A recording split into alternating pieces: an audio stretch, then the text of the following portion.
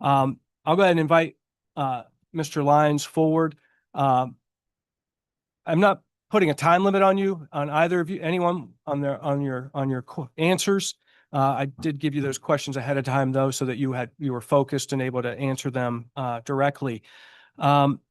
And definitely talk into that microphone like I reminded you before. But here are the three questions. I'll go ahead and read them all, Mr. Lyons, and then please tell us a little bit about yourself and explain what motivated you to apply for an appointment to City Council for the next 4 months. The second question is, what skills, experiences, or perspectives do you believe would allow you to contribute effectively during this 4-month appointment?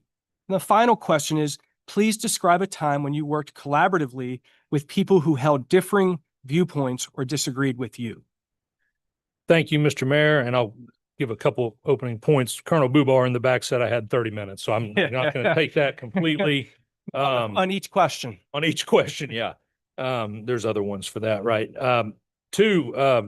Coach Perry was down in Florence. It's the home of the University of North Alabama, which is also a college town surrounded and landlocked by a community, home of the Lyons, but spelled with an I, just so you know. And then the third, I was a little nervous today coming up here to do this, but I just went to Lilburn Downing for my daughter's 6th grade orientation with Dr. Kesey. And so I'm clear to go for this situation compared to that. Tell us a little bit about yourself. Well, for those that you know me and don't know me, my name is Jesse Lyons. I have lived here since 2002. I made a college visit to Lexington in the fall, December actually, of 2000, and fell in love with the town. I decided I want to build a life here when I moved here for a 1-year job that turned into 25 now. And I did just that. I married my wife, Tracy, 15 years ago. We're raising our 2 kids, Anna Lee, 11, going into 6th grade, and Ford, going into 4th grade, 9 years old at Waddell, both in city schools. Spent my career with Cap Alpha Order and the Cap Alpha Order Educational Foundation, which moved here in 1986 and has been a great corporate citizen for 40 years. I'm now the Chief External Affairs Officer for those organizations, and I'm heading into my 25th year with that organization. What motivated me to apply is pretty simple. Apart from the events of this summer, which were what put me over the edge to make this decision. This is a short defined window where the city needs someone who can step in, get up to speed quickly, and make sound judgment calls. No agenda for the next election. I've spent 2.5 decades navigating governance, budget, competing interests at a national organization level. And I just frankly enjoy public service in different ways. I've been with the JCs, Mountain City Masonic Lodge, and many other organizations, initiatives, and meetings here in town. And it's really the most rewarding stuff that I've done.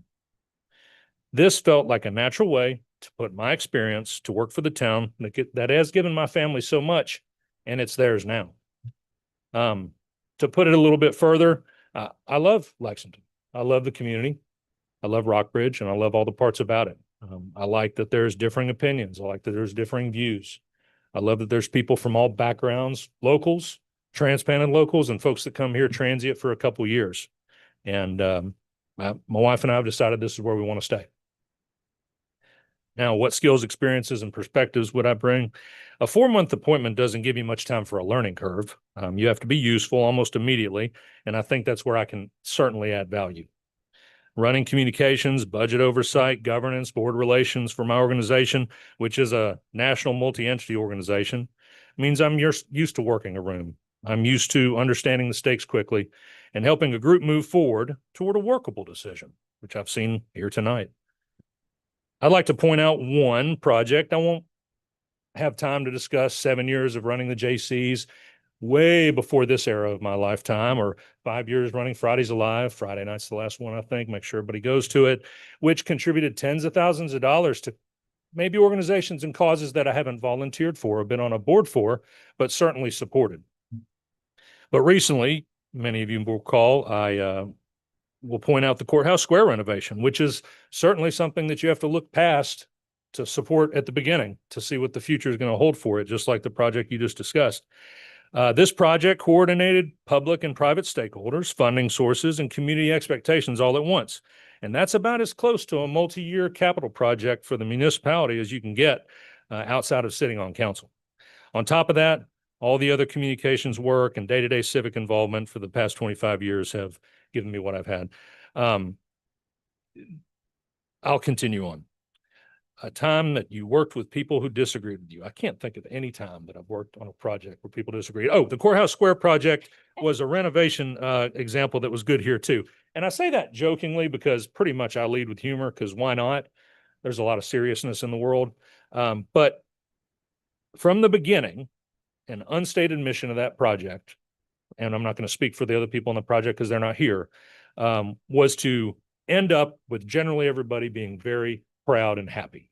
And that means the city, the county, the community, the business owners, community folks, outside areas, conservationists, you name it. And folks came in with legitimately different priorities and legitimately different concerns, which we listened to. And ultimately were able to generally accommodate. Business owners worried about disruption, parking. Preservation-minded folks were concerned about changing something historic. And funders wanted to see their dollars reflected in visible results. There are also folks that didn't want it to change. And we had to work through what that change looked like. And that change turned out pretty darn well. Something I'll be on the record to say that I'm pretty darn proud of for the city, the county, and everybody involved. Everybody was right, though, from their own vantage point. Nobody was wrong from their vantage point, which is exactly the kind of situation you just can't pick a side and push through. Those times you have to reserve for the really most important times, right? You can't just push through on these projects. My approach was to slow down, hear everybody and what they needed and what was protected. Officially, it wasn't the position they stated, but it was something underneath, something they felt about, like a merchant's fear of losing a season of foot traffic, or often once people heard that it was easier to find trade-offs, phasing construction, finding different things that they could get in there, we found consensus and we moved forward. And ultimately, I hope we have a project we're proud of.